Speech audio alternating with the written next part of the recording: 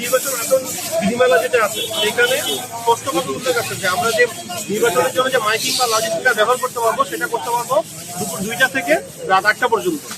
এটা হচ্ছে নির্বাচন আচরণ বিধিমালা 17(2) ধারায় উল্লেখ করা আছে, স্পষ্টভাবে উল্লেখ করা আছে। কিন্তু এখানে আমি নিজে দেখেছি যে তারা এখানে সেই সময়ের আগেই তারা শুরু করে ফেলছে। এই জন্য ম্যাজিস্ট্রেটের সামনে তাদের অপরাধ সংযোজিত হওয়ার জন্য তাদেরকে আমি 27 ক ধারায় জরিমানা করছি, 2000 টাকা জরিমানা। এটা না জানার কোনো স্কোপ নাই। আমাদের রিটার্নিং অফিসারের কার্যালয় থেকে এটা রেগুলার প্রার্থীদেরকে ব্রিফ করা হচ্ছে। প্রার্থীদের যারা সমর্থনকারী প্রস্তাবকারী এজেন্ট আছেন সবাইকে জিনিসটা ভালোভাবে ব্রিফ করা হচ্ছে, সবাই এই বিষয়ে অবগত এবং তারপরে ভুলটা করা হচ্ছে। এবং আমি বলে রাখি যে এই যেই শাস্তিটাই 27 ক শাস্তি কিন্তু সর্বোচ্চ শাস্তি হচ্ছে 1.5 লক্ষ টাকা জরিমানা।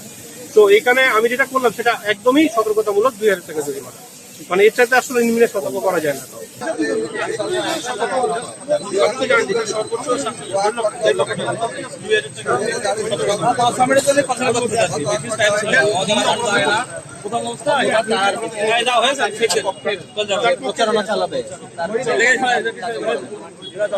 দাঁড়ান, একটু কাজ আছে, দাঁড়ান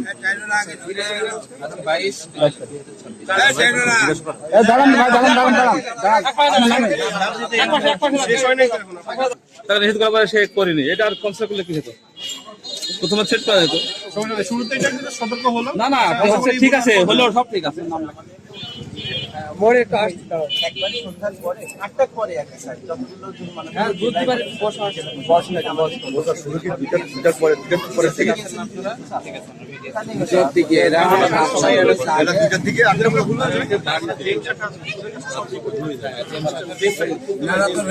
প্রতিদিন রিপোর্ট পাঠাই দেওয়া হয়, রিপোর্টটা পাঠায় কাকে জরিমানা করে দেবে বলছে। তারপরে যদি ভুলে যায় জিএম সাহেবের যোগাযোগ করলে ওরা দিয়ে দেবে।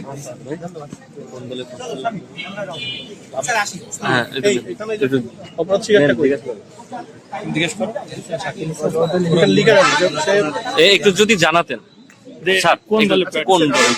কাজটা শেষ করে নি তারপরে বিষয়টা কোন দলের না, বিষয়টা হচ্ছে নির্বাচনী প্রচার, দলের কোনো বিষয় না। এখানে অনেকে বলে উনি উত্তরে রাখেন যে উনি 2টা রাখে নির্বাচনী প্রচারণা চালিয়ে